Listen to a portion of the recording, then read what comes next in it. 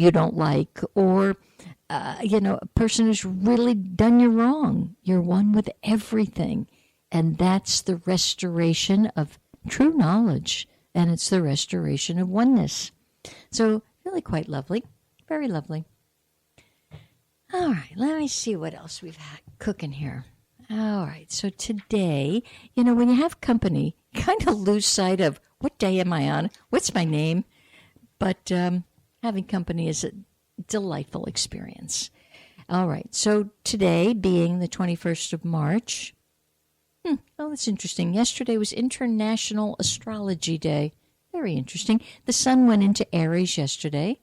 So depending on time of birth, well, in the ancient system, even if you're born today, tomorrow, right on up for several days, you're still a Pisces. You're not an Aries. You're still a Pisces, although the sun now, it's very confusing. If you want information on that, call in to find out who you are and what necessarily your sign would be.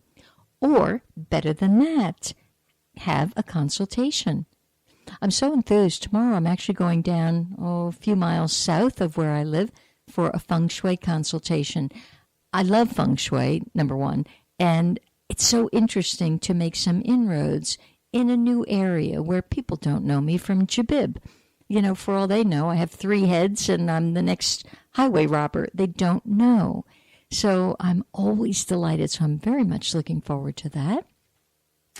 All right, and next week, next Tuesday, is that going to be then? No. I'm way ahead of myself now. I've jumped ahead. So before I do speak to you next, we will have a new moon, and that new moon will be in Aries. That's cool.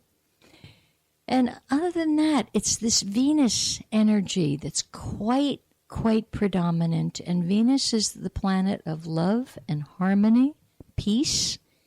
And it's like, who do you have to make peace with? And really, that darn Aries, they speak too much, too fast, and sometimes gibberish. So it's slow down your speech and learn a different speech pattern. Just because it's the way you're understood on this planet. It's what you got to do. And there was another thing that did grab my attention as I was kind of poking out things last night.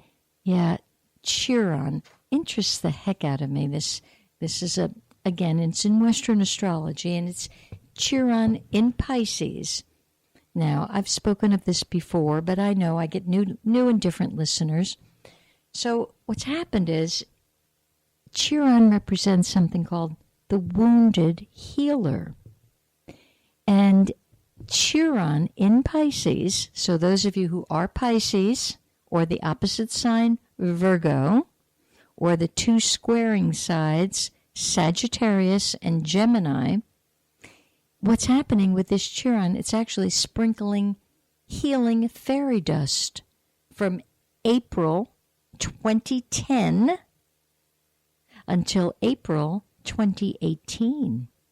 So this is a big window of opportunity. So, look back. What was happening to you in April 2010? That's a very prominent year in my mind. That was about a month before my most beloved sister had her first stroke. And so it will, how did I deal with all of that? Did I recognize that was going to happen? In April, I had no idea that in May, she was really getting ready for her exit song. So some people, as this thing now is beginning, it's kind of closure time. It's a different kind of ride.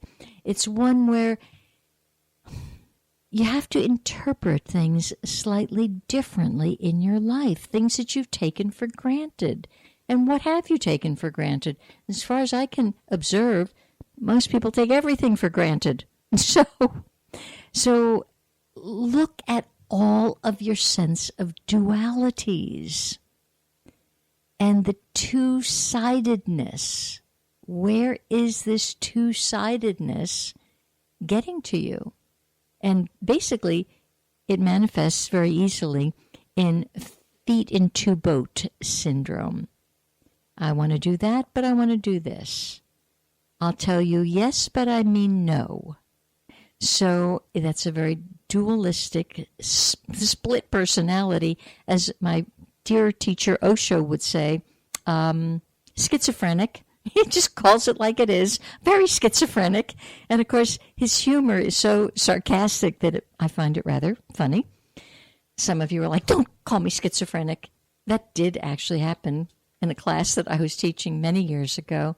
And I got to the sign of Gemini. I was going through all of the signs, just a happy little thing for each sign. And I got to Gemini, and I very happily said, oh, dear Gemini, you know, it's a dualistic sign. It's an air sign.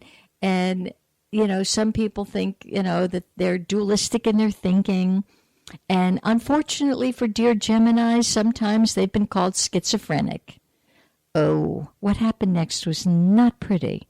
A dear, kind of disheveled gal sitting in the back of the room lifts up her hand like an arrow, looks at me with just such hurt, and says, I'm not schizophrenic. Like, oh, yeah, I know. I actually stopped the class and gave her a hug. Because she had taken the words out of context. And that's so any of our, would you poke some fun at yourself, please? We all have a sense of, I tell you yes when I mean no. I haven't met too many people that stand clear in one thing or another. And basically it's because they don't know what they want. So take these next several months. We've got a year and 1 month to really surrender and look at this wounded healer energy. What are the wounds? What are you carrying? So I was really struck again by the scars. You know, I'm reading a little bit along here. It reflects our experience of running headlong into a brick wall of reality, along with the resulting wounds and scars we carry with us from that. So healing is just a reconciliation of the pain and the struggle, and eventually, ultimately, working it through and letting it all be, because it was all perfect. And our sense of pain and alienation and woundedness, at some point, you got to just go, it is what it is. And it goes kind of back to right here, right now, it's fine. But people do carry the wound. I don't think I shared this last time I was on the radio because I don't think it had happened yet. But one of the multiple healers that I've been to this month to just get energy straightened out a little bit better, he looked at me and said, do you have any scars? Well, I had a little scar when I was 2.5 and another when I was 2. I said, that's about it. He goes, oh, well, they haven't healed yet. So there's still an energy blockage because of them. So it's interesting. The scars on our body often reflect what has not yet healed. So there's just, it's wise healing. Cheer, that's what the energy of this cheer on does. Wise healing and retreating into yourself to heal it. You really don't need anyone outside yourself. You need you.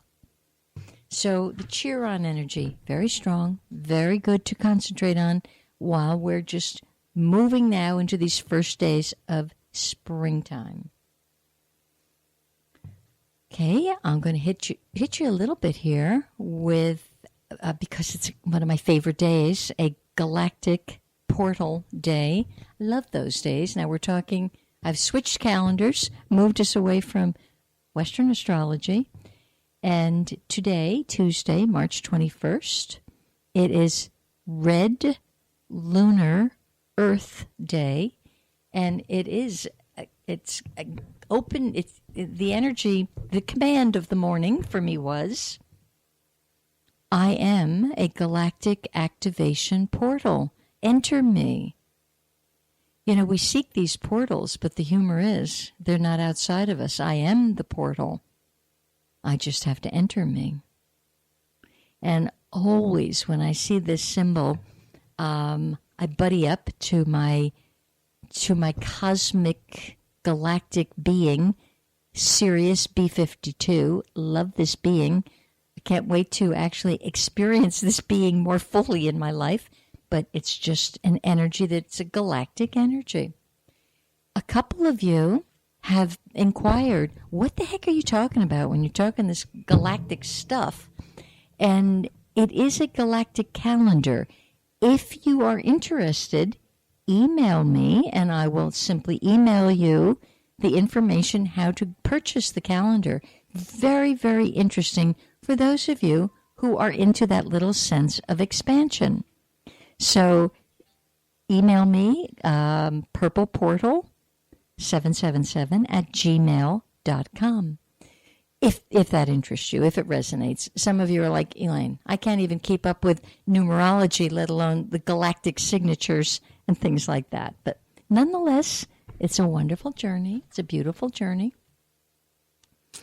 So, with today being a Red Earth Day, and here's why I find it happy and comfortable. I want to know, like, how should I be behaving today? Like, where's the focus of attention? As a synchronized whole system, Earth is a conscious, sentient being. It is an integral member of the larger galactic community. Oh, that just reminded me of the book that I've pulled off my shelf that a dear, beautiful, blessed woman gave me early in the 1990s. I loved it then. I understand it and love it more this time around. The name of the book is, if you can still get it, I would hope it's still in print, To Dance with Angels. To Dance with Angels, brought forth by Don and Linda Pendleton. And I believe it's PennDleton. I'm close enough. Pendleton. I might have reversed the E and the L, but you'd find it if it's for you. And the reason that I'm finding it interesting, it takes everything I'm working on within the framework of non-duality and even expands it. And what the Pendletons have done, and incidentally, the Pendletons were extraordinarily disbelieving and skeptical, of anyone bringing forth channeled information until they met Tom Jacobson, who is the channel that brings forth Dr. Peebles. And Dr. Peebles gives astounding information from other dimensions.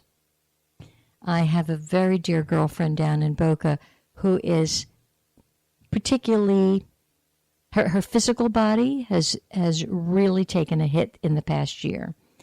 And I know that she might have at this point 1 foot in the boat on Earth and 1 foot out of the boat. And I did suggest, because I knew she had that book, I suggested pull it off the shelf so that you understand you're not going to die. You will expand, though. Your consciousness will expand. Your sense of presence will expand. And it is a deliciously delightful take on larger than what you're understanding now. And that the physical body is really the base note of the matrix that you are. It's the densest part of who you are.